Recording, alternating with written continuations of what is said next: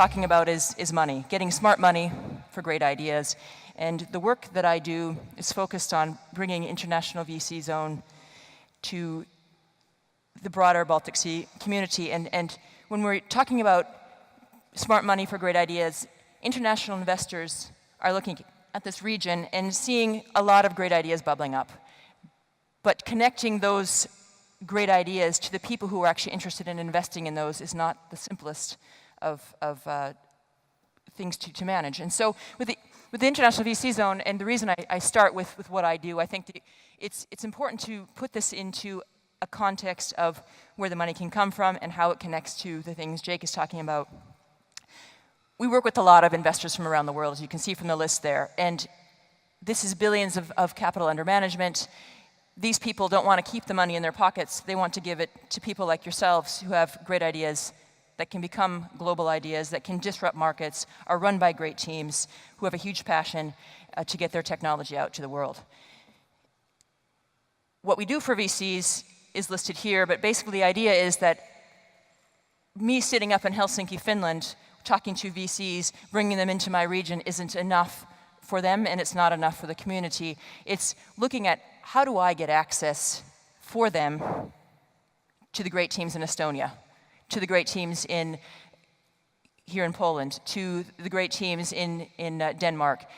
And we do that by connecting and opening up the conversation. So over the drinks last night, as Jake had mentioned, we had a conversation about how do we actually do that? And I was at an event in Silicon Valley in San Jose in February called the Global Innovation Summit. And the reason this event was started is people were telling these founders and these companies in Silicon Valley that we can't wait to get our companies here. This is where we're going to make it. Silicon Valley is the absolute place you have to be. And they said, no, actually Silicon Valley is a lovely place to be, but it's not about the geography. It's about what's between our ears. It's the mindset of sharing information, of me opening a door for Jake so Jake can connect to Elisa, who can then perhaps connect him to someone else who opens the door to that customer that he needs, or that investor that he needs, or that partner, or that programmer, and really getting those conversations flowing. And when you open the door for someone else, you don't expect them to turn around and do a favor back. That's not how the system works, and that's not how Silicon Valley is set up. It's I open a door for you so that down the road it all comes back around, that we all have a better conversation. And I think that's really, when we can look at these lists and go look at bullet points, but the main idea is forget the silo, as Jake had mentioned. That's not what we're here for, and that's not what's going to make this really sing.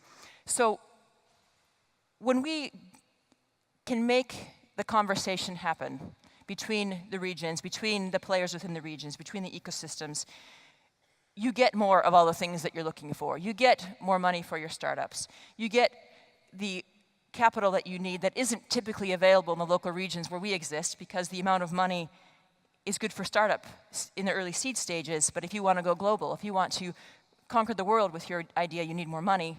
You'll get that by sharing, by opening doors, by communicating. You'll get the more significant exits. You'll see the Skypes and the Spotifys and the Supercells spread further across the region. You're going to have one in Poland, I know, in the near future, but opening those doors up and really not trying to live the life of scarcity. So when I talk about scarcity, this is another thing that we brought up in Silicon Valley, which is if you live in a world where you think there's only a finite amount of resources, then you hold on to them.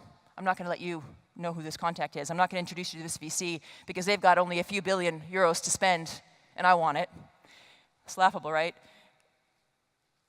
If you live in a world where there is enough, but we all have to step out and reach out, then you start to make a bigger difference and everybody wins.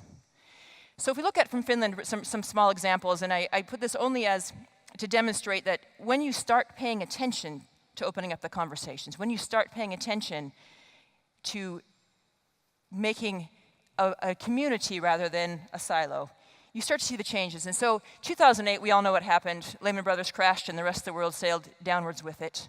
2009, more sinking. 2010, you look at the investments there in Finland, pretty dismal.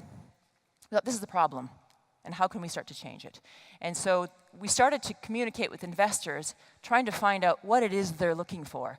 And at the time, and it still exists in some smaller degree today, but you would Google something, nanotechnology, and you get nanotechnology in Polish, in Estonian, in Danish. And if you're an international investor, you don't know even where to begin to reach out to those companies. Of course, some things were happening, but to make the connections, you need to have people on the ground in those local regions that actually know who actually is working on those projects.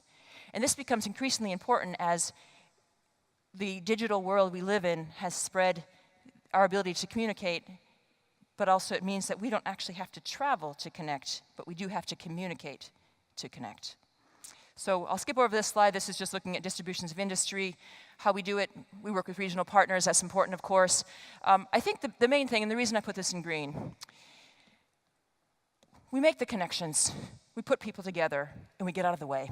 And so when you look at if you're going to create this broader ecosystem in the Baltics, you need to be willing to make the connections, and you need to be willing to take a step backwards and say, I don't need the credit for this. I just need you to do that again down the road. I need to do it when you're talking to your neighbor. I need to do it when you're traveling around the region. We can look, we know we're all way up north. I include Poland in this. I think that anyone on the edge of the Baltic Sea is a little bit further. You know, I come from Finland. I go to Silicon Valley. They say, isn't that somewhere up near Norway? Or are you guys next to Russia?